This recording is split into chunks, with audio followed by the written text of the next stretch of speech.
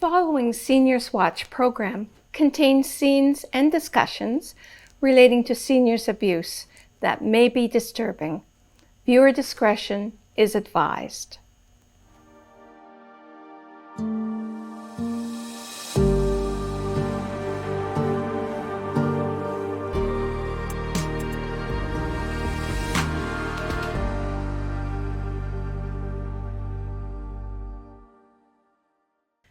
Welcome to Seniors Watch. I'm Joan Chandler, the Artistic Director of Sheatre. Sheatre is the producer of this program. Sheatre is a community-engaged arts organization that brings together professional artists and people in the community to create artworks that are about their values and their concerns and things that are important to them. And we are located here in this area, which is the traditional territory of the Anishinaabe Nation, the people of the Three Fires, the Ojibwe, Odawa, and Potawatomi nations. We're very grateful to the traditional keepers of this land, the Chippewas of Nawash, the Chippewas of Saugeen, who are known together as the Saugeen Ojibwe Nation. And I'm really grateful to all generations of First Nations people for their care and their knowledge, and for sharing that knowledge about our earth and all our relations. May we all keep those teachings. For me, as a community artist, it's had tremendous impact on my practice and my work, but even more so on me as an individual. Those teachings have had a deep impact on my life. And I want to thank all of the children, all of the youth, the adults, and the seniors who have shared their knowledge with me and played with me over many decades. Miigwech. Joan, thank you so much for that land acknowledgement. Joan and I'm Carol Merton. We're going to be hosting this program together, and we are delighted to be here and welcome you as a viewing audience to what we have to share today. For me, as a healthcare provider, this land acknowledgement recognizes the stewardship of the land and resources, including the herbs, the plants, and the historical knowledge that form the basis of many of the medicines that are available to all of us today. Miigwech. We're here today to talk about elder abuse on World Elder Abuse Awareness Day. We're going to reference this as WEAD during the program. And I am delighted to welcome one of the specialists here today amongst a group of other specialists who will be joining us. Please, Angela Jensen, welcome to the program. And Angela is, and this is a very long title, so I'm going to reference it to make sure I get it right, is a staff lawyer and involved in the Elder Law Project at the Grey Bruce Community Legal Clinic. But Angela is also the chair of the Grey Bruce Elder Abuse Prevention Network. Have I got that right, Angela? Yes, you do. Thank you. Good. Welcome. So tell us a little bit more about WEAD and what it means for our community and why you're here today. Thank you so much, Carol. WEAD was started in 2006 by the International Network for the Prevention of Elder Abuse and the World Health Organization. The World Health Organization is an organization of the United Nations that monitors health issues around the world. WEAD was started to recognize elder abuse as a public health and a human rights issue. There was actually a Canadian involved in starting WEAD. Her name is Dr. Elizabeth Podnicks. She recently died in February of this year. She was a great pioneer in the movement to raise awareness about elder abuse and to address this serious issue. She actually completed the first national study that we had in Canada about elder abuse way back in 1989. And she continued her advocacy for this issue, playing a founding role in the International Network for the Prevention of Elder Abuse, the Canadian Network for the Prevention of Elder Abuse, and Elder Abuse Prevention Ontario, as well as WEAD.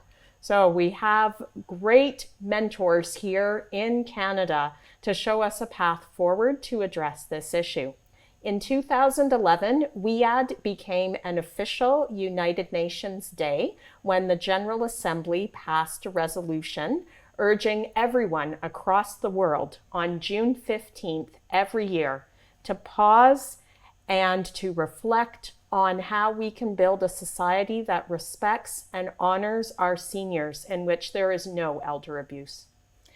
Thank you so much. That was so important to hear, and to hear the history behind why we are here today to share information.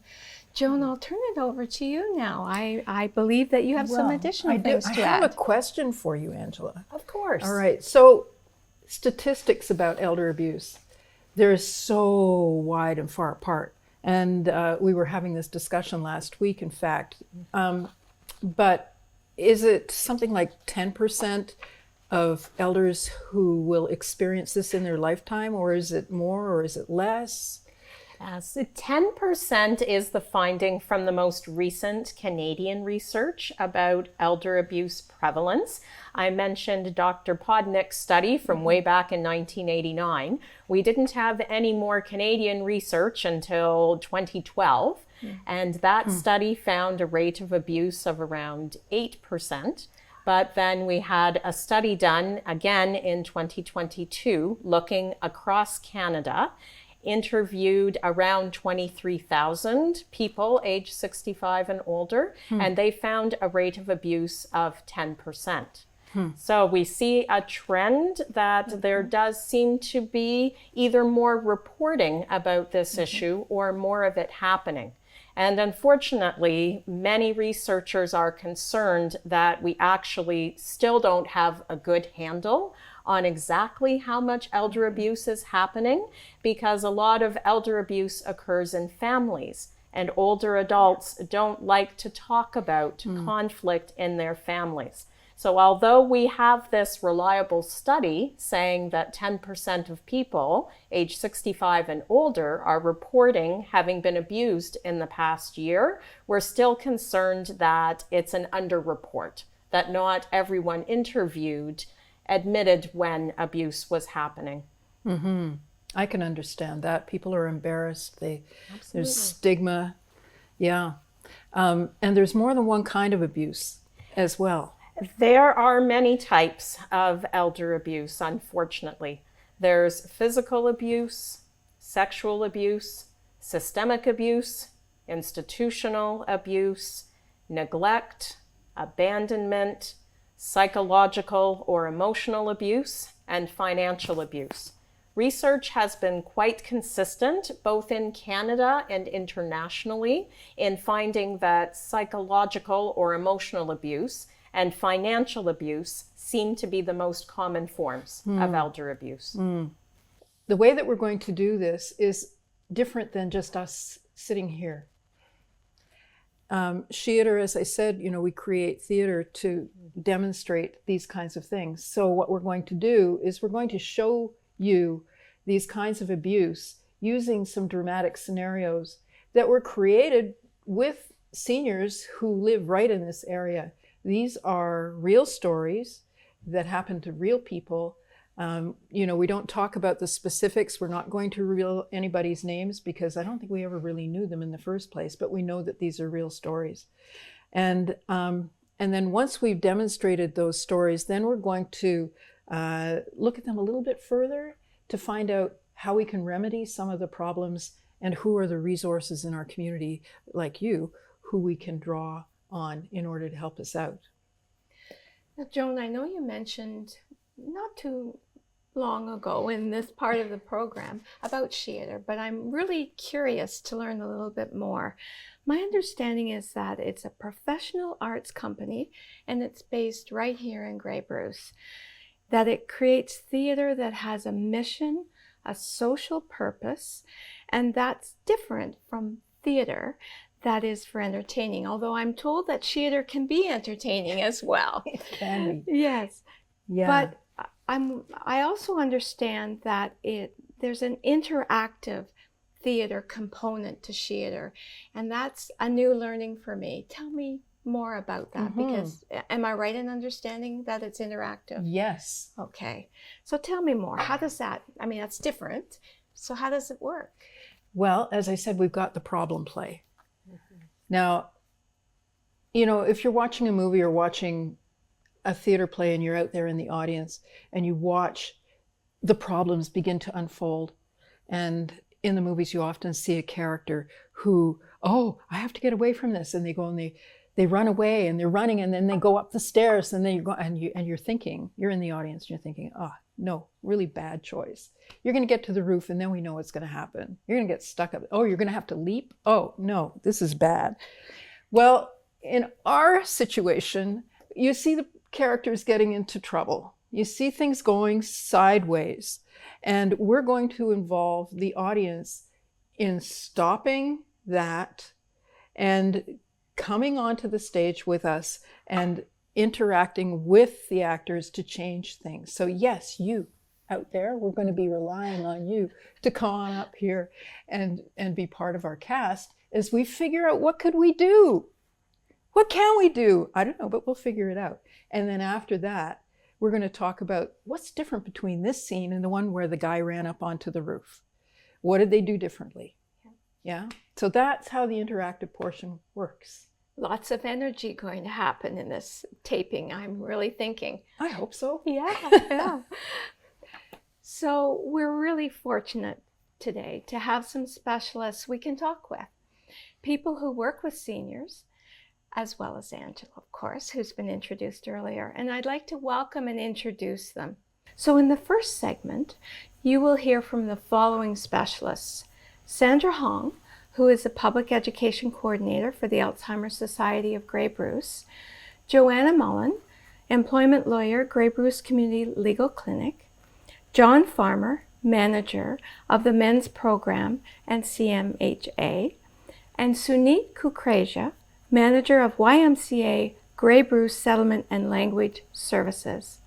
So, to those who are watching today, we understand that these stories that you're about to see and hear, and the discussion may be triggering. You might have experienced, or you might actually be experiencing something similar.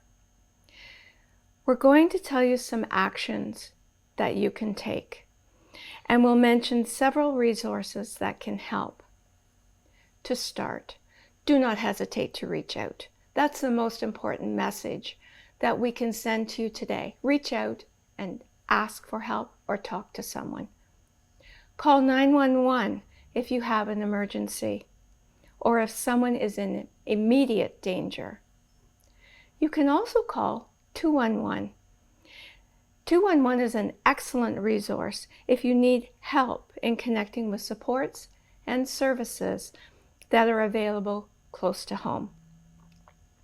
You will note on your screen that additional numbers will be displayed during this program for you to use that may also be helpful for you. Please access them and reach out to speak with someone. I am really excited to see the first scene. Joan, can you sort of lay out the scene for us? So the first scene is about two sisters who live together, Mary Beth and Mickey Malarkey. And Mickey has Alzheimer's. She's been living with Alzheimer's for a while. And Mary Beth has been her caregiver. You're going to see a typical morning when Mary Beth is feeling the pressure of going to work. Welcome to our Forum Theatre presentation today. I want to tell you how this works. You're going to watch a scene that has to do with senior abuse. And so what I want you to look for are times when things make you feel really uncomfortable, when things are going sideways, and when you think that maybe something else could be done in order to prevent problems from happening. So as you watch, take note of those, take a little mental note for yourself, because we're going to come back afterwards and we're going to see what we can do about fixing some of these, well, fixing's the wrong word, exploring some of these issues and seeing what else might happen. Okay, I'd like to introduce you to these sisters who are here. Here comes Mickey. Let's see what's going on. Oh, it's a nice day today. It feels good. Oh, look at this poor tree. I think it needs some water. Oh, Mickey? Mickey? Mickey? Where are you? Mickey? Mickey? Oh no. Mickey! Oh, I'm gonna knock Mickey, it over. what are you doing outside? And you're still in your night clothes. Hi, Mary Beth. Oh, everybody's looking. We have to get you. Oh, my pretty flowers. Yeah, nice flowers. But where did you? Oh, Mrs. Wilson's gonna kill us. Now, come on, let's get you back in the house quickly now. Come on. Now, I asked you to get washed and dressed. Well, Here you go.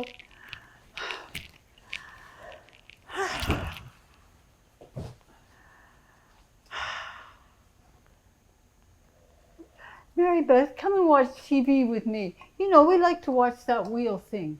Come and sit down with me. No, sweetheart. There's no time for that. I have to leave for work. And you need to get washed and dressed. I don't smell bad. Spilling. Oh, no. It's I don't have time It's for this. okay, it's okay. Come and sit down. Where's that remote I thingy? can't.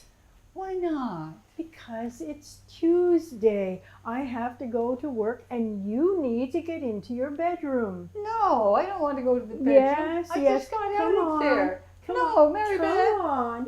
No. Come on. I don't want to go. Mickey. Oh, Mickey. Oh, we go Mary through this Beth. every time. No. No, Mickey. Come No, I want to stay out here and watch TV. No. Come on. Mary Beth. Oh, Mickey. What? Mickey. No, I don't want to go in my room. I just stay out of there. No. And sit No. down. Oh, I'm so late. Now I've left you some nice sandwiches and some fruit. Well, I'll just make myself an egg. No, I can't let you do the cooking. Not after you boil the pot dry and remember, it's too dangerous. Now, you've got your own little TV there. I want to watch the TV in the living room. That's a little dinky thing. I don't want to watch that. And I have to lock the door. No. Why? Because you wander like you just did. No, I don't. You did, and who's going to keep an eye on you? Me. No, you can't, and I can't afford to hire someone to look out. No, sit. No, I don't sit. want to be no, in here. No, sit. No. Stay put.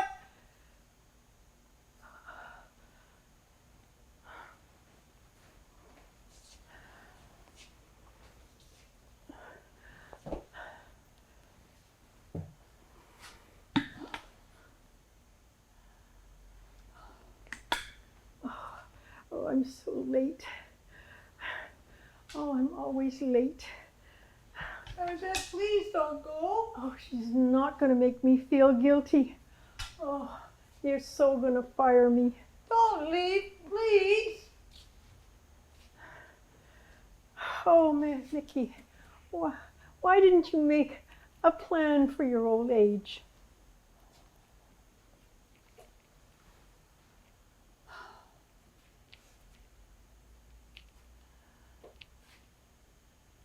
I'm a prisoner in my own home. I'm not going to take it. I'm not. I'm going to run away. And that is the end of this scene. You can relax. Thank you. So panelists, so audience members, did you see anything in this scene that really bothered you, that made you feel uncomfortable? Yes. And I see people nodding their heads, yes. Did you see anything any moment when someone was using their power over someone else to their disadvantage? Definitely. Yes, lots of yeses there. Did you have any ideas of what could be done differently in this situation, all the way from the very beginning of the scene to the end here? Did you have any ideas of, things that could happen differently? Yes. And maybe even characters that could be added that would help, or resources that might be available to us? Yes. We've got yes for all of this. Okay. And what I want to do is go back to the beginning of the play and look at the moment when Mickey is outside, and Mickey and Mary Beth finds Mickey out there. And if you have an idea for something that might go differently, then I'd like you to shout out, stop. This is called the stop game. And so I'll tell you how it works. You see something that's bugging you, then you shout out, stop. And we stop the action, and then we look at how we can change the action. So let's practice just the stop part, okay? You're all very quiet over there. So I'm going to count to 3, and on 3, I want you all to shout out, stop. Got it? Okay, 1, 2, 3. Stop! Ooh, nice. You have lots of energy. Good. I'm excited to see where this is going to go. Okay. So can you, Mickey and Mary Beth, set up for when you're outside near this poor tree that needs help? We'll get an arborist in later. Oh, Mickey, what are you doing outside? And you're still in your night clothes. Oh, everybody's looking. Mary Beth, smell my pretty flowers. Yeah, nice. Where did you? Oh, Mrs. Wilson's gonna kill us. Stop. Okay, stop. We have a stop here. Can you come on up, please? All right, good. And your name? My name is Mrs. Wilson. Oh, Mrs. Wilson. Yes. All right. Well, thank you very much. You're going to become Mrs. Wilson? Yes. Oh, all right. So let's see what happens here instead, okay? And you're Saneet? Yes, I'm Thank you, Sri. Saneet. So where do you want to begin this? I would want to begin when Mickey has the flowers and you're trying to tell that Mrs. Wilson is going to kill us. Good. Okay, can we move a little bit out of the corner here? Thank you very much. Good. Fine. Oh, Mrs. Wilson's gonna kill us. Hey, hi ladies. How are you? Hi Mickey. Hello? I realized you picked some lovely flowers. Oh, Mrs. Wilson, I'm so sorry. She No, didn't no, mean that's anything. no, they're lovely. You can have them. And I have some more at the back. Would you like to come and see some more? Well, not today. Like, we have to go now, Mickey. So Okay. thank you. You're very kind. And No I'm worries. sorry to trouble you. No, I'm not troubled. Would you like to come back later for I a would coffee? like that. And I'll take care of the tree for you. Oh, Do you please. want me to do Yes, something to the yes, tree? Yes, that's a sick Yeah. tree. What is it I want to do? What do Will you give you? it some water, please? Okay, let's give it water. Do you want to give it with me or later? I think We have really to are in a go. hurry at the moment, but right. thank you very much. We'll Maybe talk I'll again. see you later for a cup of coffee. Oh, that would be nice. Thank All right, you. You're I'll very count on kind. you. And Thank you. thank you for any trouble. Right. All right, let's stop it here. Thank you very much. Let's give Saneet a round of applause. Good, good. So Saneet, you just stay here for a minute, all right? Yes. What did you see that was different here from the first scene that with just the two sisters alone? What was different? What happened? Oh, definitely Mrs. Wilson's approach to Mickey. Just taking the time to interact with her, comment on the flowers, how beautiful they were.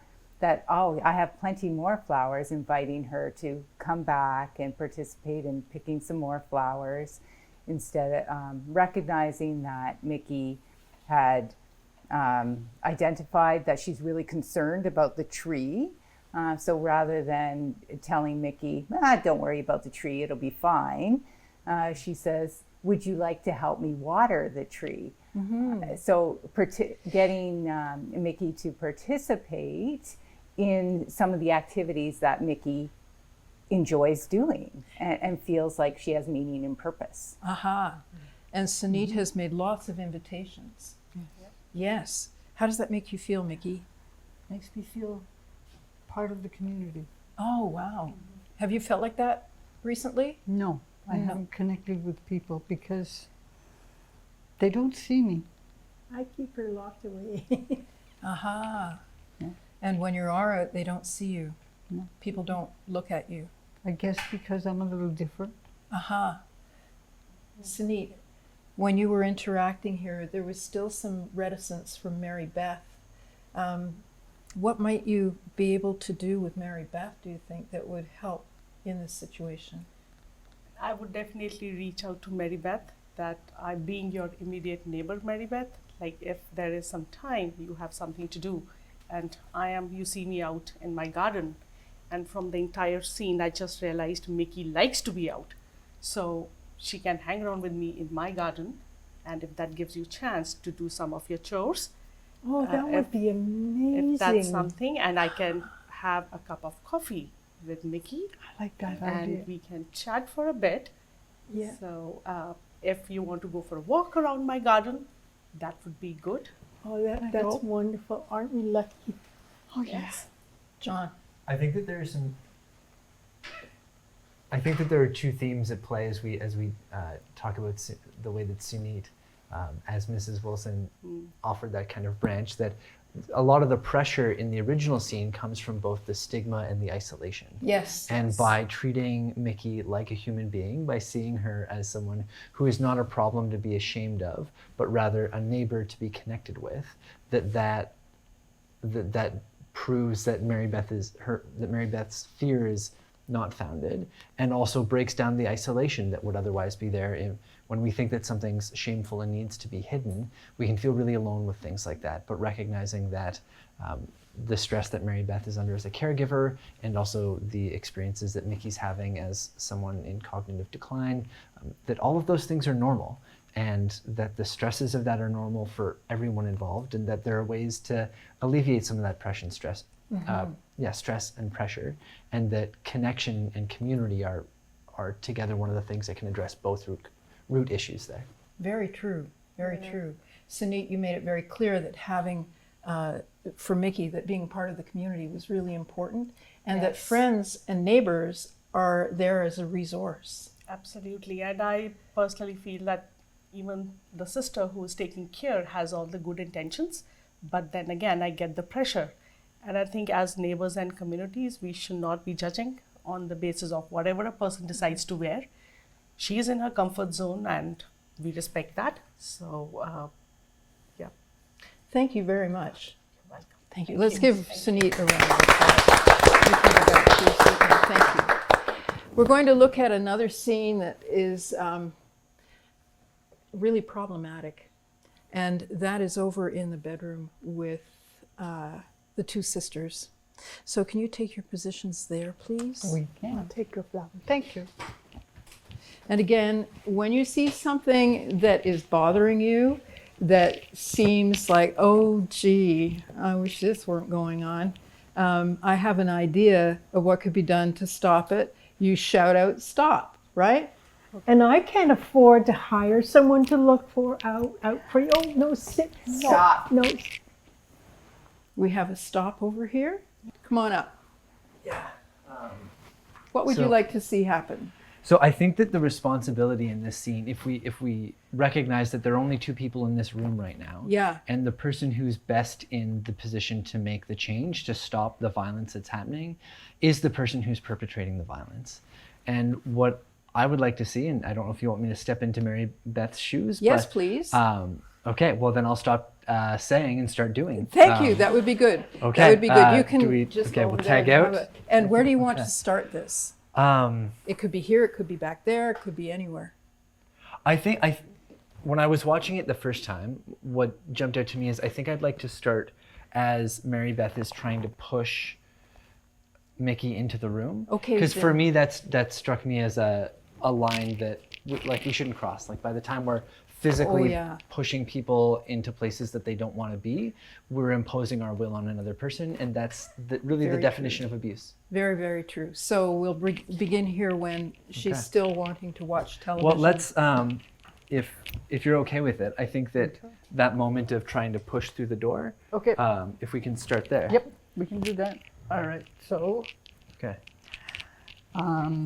So where are you? What are you? I guess, I don't know, is the doorway here? The doorway's Okay, here. and so Mickey was trying to not go through the door, so Yeah, if we so I- start with that moment of Mary Beth pushing. No, I don't want to go in there. I want to go watch TV in the living room. And I don't want to push you, and I'm late for work, and I'm so angry, and I can't live like this anymore. This isn't working. I think we need more help than we have. Where would you get help? Well, those people from the United Way keep talking about 211. So I think I should call my boss and let her know that I'm not going to make it into work. And I think we should make some phone calls to find out more about who can help us, because this isn't working. And I was really close to hitting you, and I haven't done that since we were 8. So I don't want to start again now. That sounds like a plan, because I don't like being locked away in my room all day. Are you happy? No. I'm not happy either. Let's change something. Okay, I like that. Round of Okay. applause. Good, yay!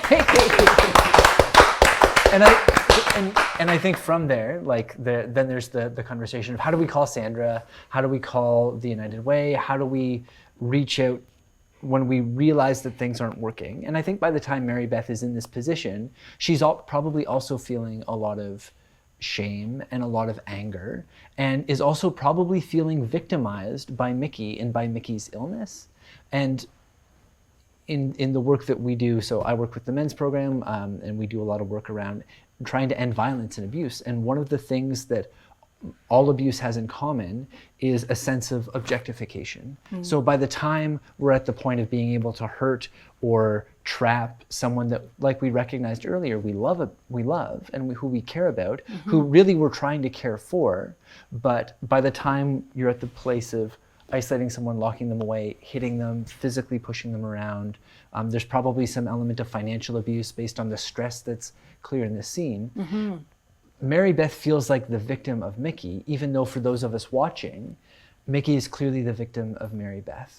And if there are caregivers watching the show today, or people who are in the lives of folks who need an element of care and who are providing care, it's a really important red flag to pay attention to say, who is, like, where is the power in the relationship? Is there objectification or dehumanization? Are we using language that strips Mickey from being that sister who I love and care about to now, like, and you could think of any insult or derogatory term that Mary Beth might be using. And even in the end of the scene, we see Mary Beth say, I'm not going to let her make me feel guilty. Yes. Why didn't you plan more for your retirement? Well, she probably didn't plan to have cognitive decline or dementia or whatever label or diagnosis is being applied for the character. She didn't plan for any of that either. No. And when we feel out of control, when we're objectifying, that's when we need more help. And it's so important for people to know that help is only a phone call away, even if there is that shame or that stigma or that fear that might prevent us from calling. It's that feeling and recognizing that feeling that's the moment that you can catch yourself. Yeah. That's what I'm hearing. And you certainly felt that when you lifted your hand, you recognized that moment. You mentioned 211. Can you tell us, if I were to phone 211, what am I going to have? So 211 is great. Just like when you dial 911, those are the only 3 numbers you have to put in. When you call 211, you'll talk to a live operator who has at their fingertips an incredible database of supports and services and information about what's available all across Ontario. So you call 211, you'll talk to a real live human being, you'll tell them where you are and what you're looking for, and they'll work through their database to give you information about the organizations and services that are available. They'll give you phone numbers and hours of operation, locations, quick descriptions that organizations fill in themselves on this database. So they won't sign you up for programs, but they'll let you know what's available and who to call. Great, thank you so much, John. Yeah, and that's good to know, because I never thought of that, and I was just rushing so hard to stay in one place that I just didn't have time in my mind to think about where I could get help, or I didn't know what to do. So thank you for telling me. You probably thought you had to do it all yourself. Exactly. And that's not true. And I didn't want anybody to think that I wasn't good enough, that I couldn't do the right thing. Right. Now, for those of you who are in the panel, is Mary Beth unusual? Or is this very common for a caregiver to end up feeling as overwhelmed as Mary Beth does? It's very common. It's common. Everybody- Unfortunately, it is Okay. very common. Right. So we're going to start back at the very beginning of this. If you could actually take it from when Mary Beth is looking out the window and, oh, Mickey. Oh no, she's outside.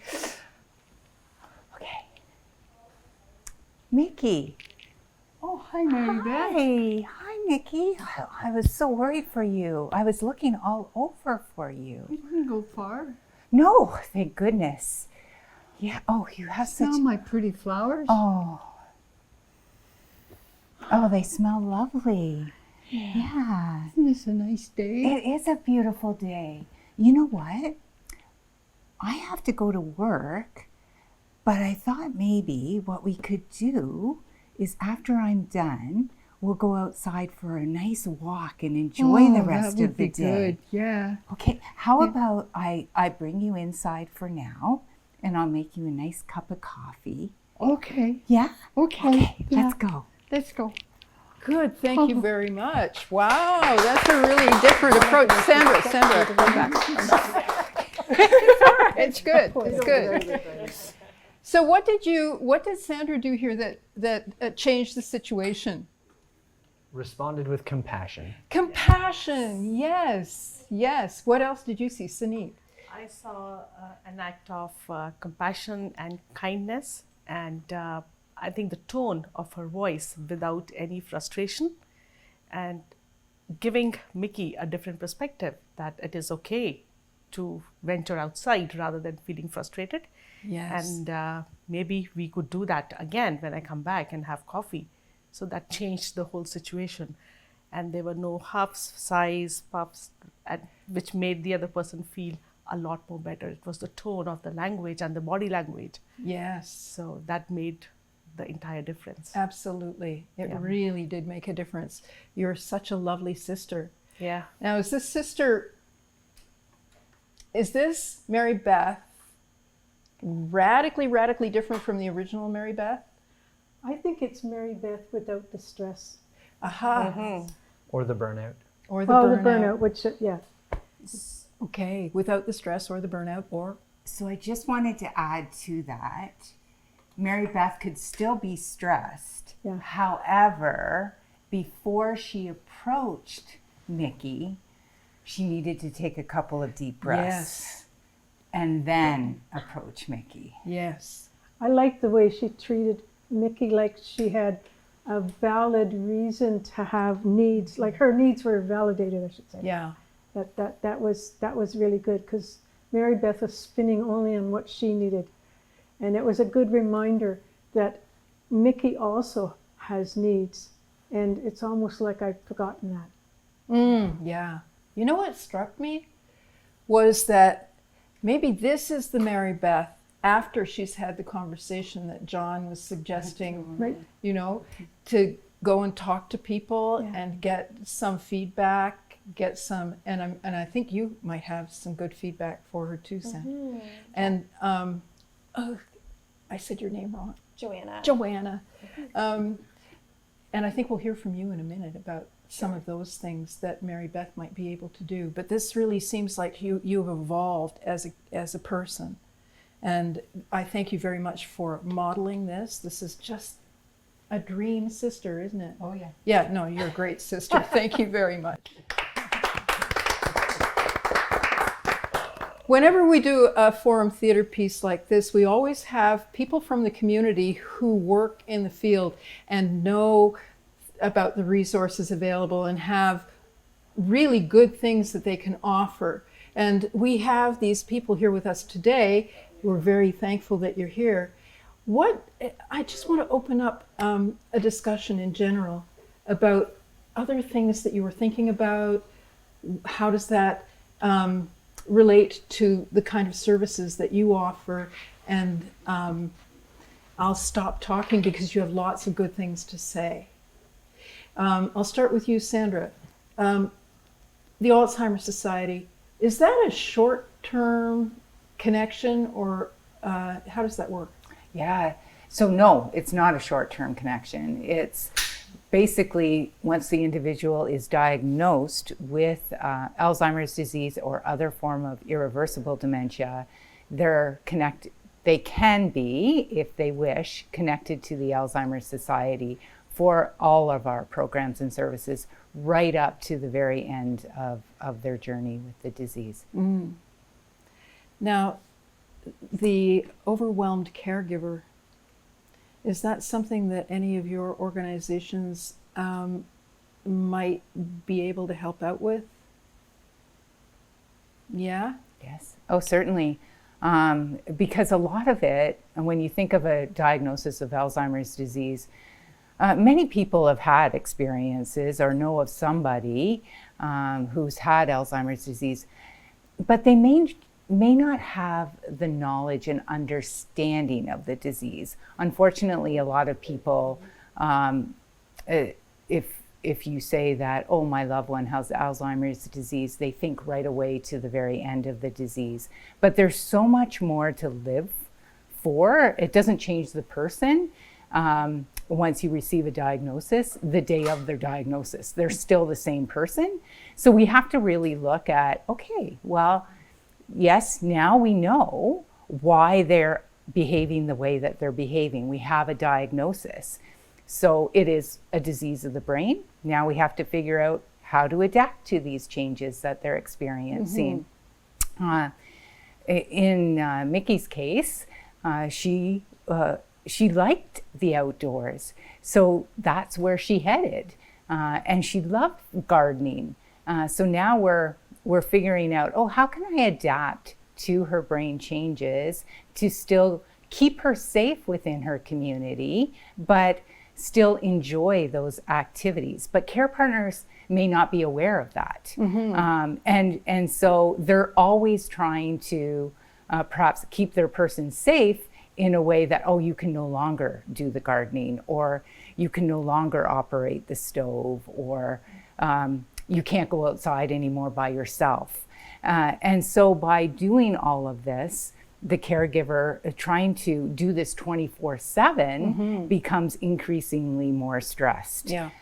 And there's a lot of resentment that comes with the fact that as a caregiver, now I have to do this 24/7, and I can't go out for coffee with my friends anymore. Right. I didn't ask for this. And now I'm stuck looking after you for 24 hours a day. And that really is something that Mary Beth feels a lot of resentment toward. And she talks about, what am I going to do? They're going to fire me. And her fear about work and the whole work environment and situation. Joanna, is there something that you work with employment? I'm an employment lawyer, so I advise non-unionized workers about their rights or their lack of rights in the workplace. So I think here for Mary Beth, her fear of being fired is very well founded. The reality is that there's no protection for caregivers who are caring for a sibling. So in Ontario, we have the Human Rights Code, which protects specific characteristics or some relationships and provides protections from discrimination.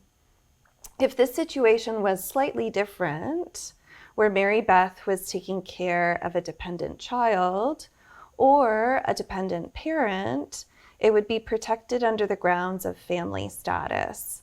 Unfortunately, family status as defined by the Human Rights Code of Ontario does not cover sibling-to-sibling relationships. Wow. So the reality is that, yes, let's say in this instance, Mary Beth shows up to work 30 minutes late. It's the 10th time this has happened in the last 6 months. The employer tells her, sorry, we have to terminate, and they let her go. As long as they comply with the requirements in the Employment Standards Act around the way that they terminate her, it's all permitted under the law. Wow. So I think her fear is very well founded. And certainly in the work that I do, I see terminations happen all the time. Do those protections apply to intimate partners or people who are married? So there is protections based on the ground of marital status. And marital status is meant to protect people based on whether or not they're married, single, common law, or widow. I haven't, off the top of my head, I can't think of a case where it's been applied within a relationship where one married partner has to take care of another married partner. Generally, when we're talking about obligations to care for a dependent person, we're usually only talking about it within the parameters of family status, not marital status. But that's actually a great question, and I think a great topic for research to probe into further. Now, in terms of the options that could be available for Mary Beth, I mean, one would be that she could look into potentially taking a leave of absence while she's trying to figure out what the best way is to move forward with her relationship with Mickey and to ensure Mickey is getting the care that she needs. Under the Employment Standards Act, there are several types of job-protected leaves of absence. So what it means by job protection is that you can leave your job for a certain period of time, and when you come back, your position is supposed to be ready and available for you as if you never left. So under the Employment Standards Act, there is something called family caregiver leave that allows you to take time off to care for a family member who's ill, and that leave does extend to sibling relationships. So if Mary Beth needed to take, let's say, 8 weeks off, that is available under the Employment Standards Act. She would also be able to apply for income support through a federal program through the Employment Insurance Act. Through the Employment Insurance Act, she could apply for income support, which goes up to about 55% of your earnings. And that income support lasts for 15 weeks. Now, I just want to point out, though, there's a bit of an incongruity there, right? So under the Employment Standards Act, which is provincially legislated, you can only take 8 weeks off. But under the federal act, you can take up to 15 weeks off. So the reality is, and certainly for anyone who's listening, it would be a good idea to talk to our legislators, to talk to our MPPs, and ask that the job protected leave under the Employment Standards Act match what is available under the Federal Employment Insurance Act. If you can get up to 15 weeks of benefits, why can't caregivers get 15 weeks of leave under the provincial law? It's a change that we should see so that we can support people like Mary Beth and they can get through these really difficult periods knowing that their job is going to be ready for them when they're available and able to come back. What a great idea. That's good. Thank you for that. Wow. Sunit, you work with neighborhoods, you work with people in community. Is there any kind of service that your organization could supply if somebody is caring for a sibling or someone who is incapacitated like that? Absolutely. And I work with the YMCA Grey Bruce Settlement and Language Services, and we deal with people who come to Canada from war-torn countries and trauma is there. And they do have family members or sponsors that are here within Canada to look after them. So we do come across this situation on quite a regular basis. And I think one of the biggest assets, I think, is reaching out to your own neighbors, friends, community partners, because I get the pressure of the sibling or the person who's taking care of, they can't do it all. And I think reaching out to your immediate neighbors, it's all about building those community connections so that your neighbors are aware of the situation. And it might be a senior who is suffering from dementia, Alzheimer's, or it might be a teen suffering from mental health issues, right? So just a friendly watch out for those, that's the first step. We also have a good pool of volunteers who are retired community partners. And sometimes when people have disabilities or surgeries, they have no one to talk to reaching out to our organization and seeing if there is a volunteer who would sit and simply talk. Wow. Right? Or somebody, if maybe want to go to the park for a small walk, that is an effective use of the time.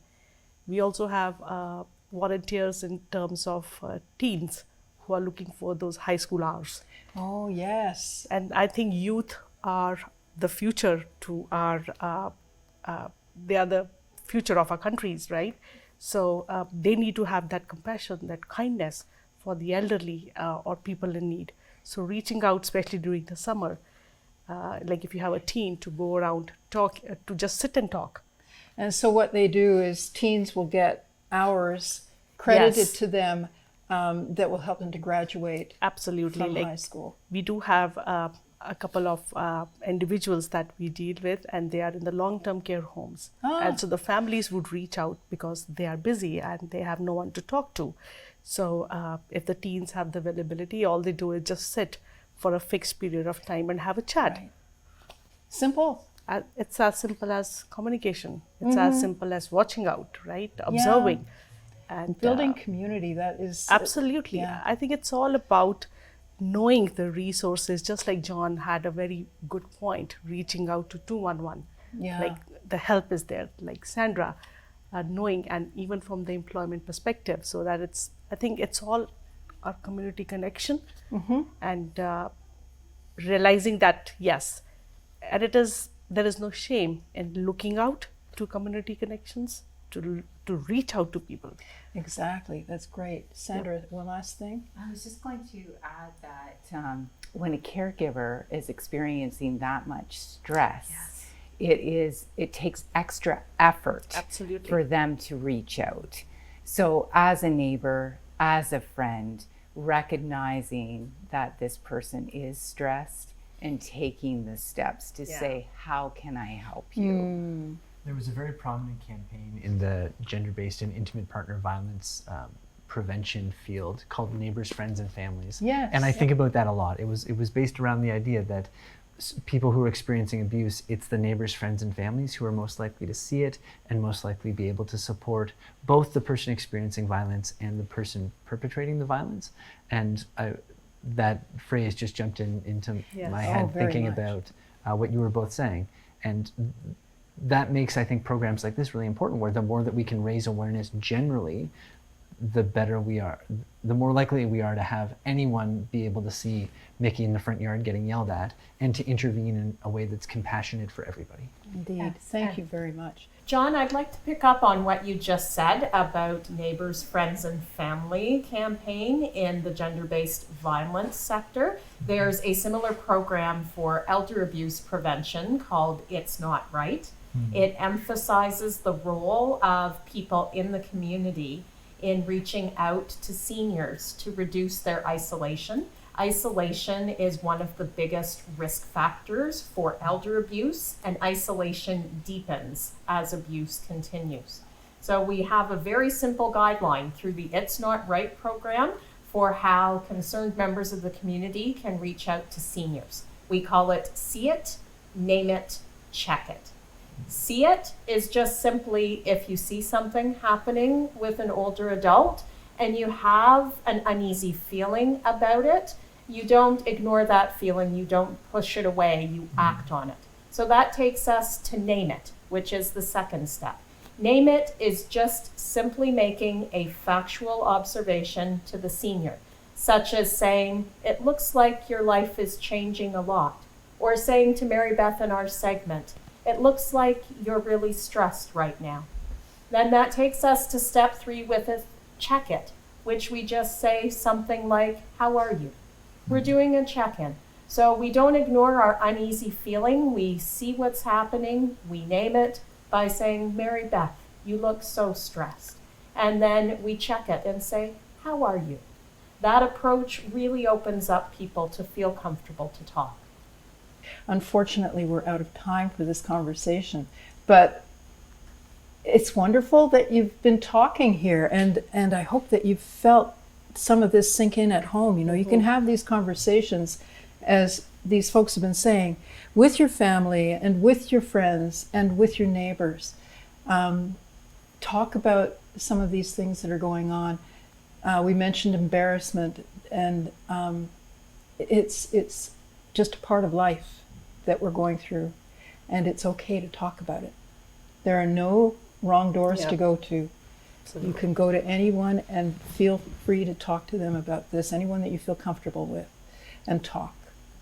So thank you very much today for being with us. This conversation isn't long enough to fit it all in, but I really appreciate everything that you've had to say. Thank you so much. Thank you. Thank you. Thank you. Thank you.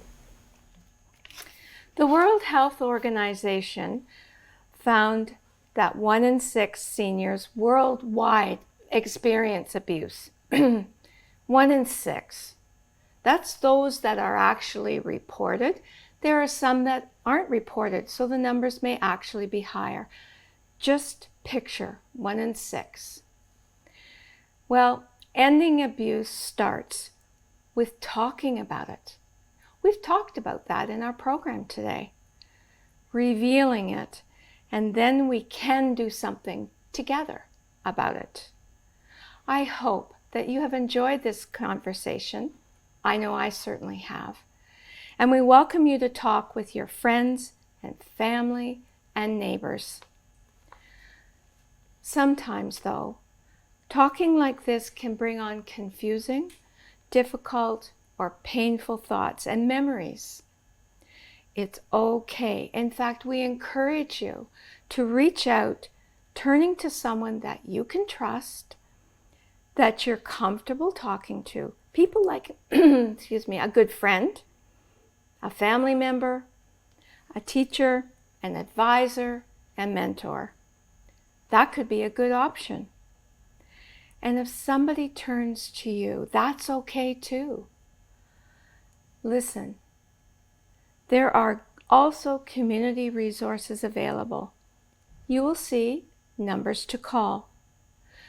There is no wrong door to reach out and ask for help for yourself, for your friends, for your neighbors, for your family.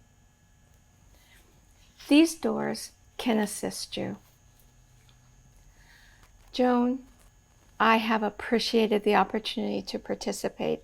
I've really enjoyed the honor of being a co-host with you today.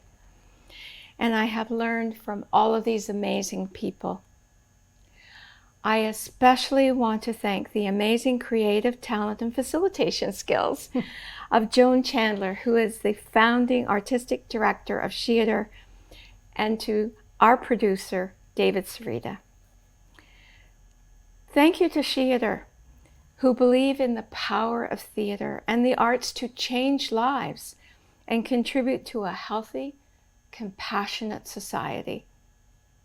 Thank you to all of our participants who also have shared their time and talent with us for this important message about elder abuse and World Elder Abuse Awareness Day. Please share this information with your friends, work colleagues, neighbors, and community networks. Together, we can make a difference. Thank you. Oh, you cannot throw your granny off a bus. No, no. Oh, you cannot throw your granny off a bus. No, no. Oh, you cannot throw your granny, 'cause she's your mammy's mammy. You cannot throw your granny off a bus.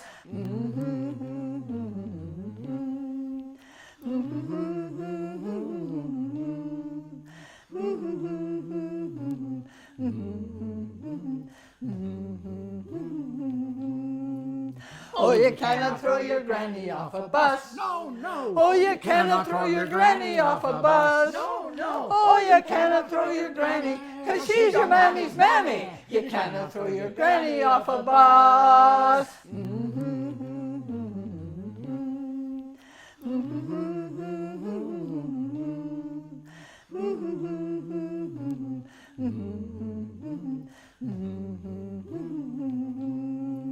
Oh, you cannot throw your granny off a bus. No, no. Oh, you cannot throw your granny off a bus. No, no. Oh, you cannot throw your granny, 'cause she's your mammy's mammy. You cannot throw your granny off a bus.